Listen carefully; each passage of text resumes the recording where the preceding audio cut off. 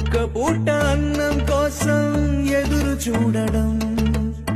జానడంత ఊపిరి కోసం చేయి చాచడం, కడుపు కాలి కాలి ఇక్కడ బూడి తాగుతున్నా, మనిషి అన్నవాడికి మనసే లేకపోయే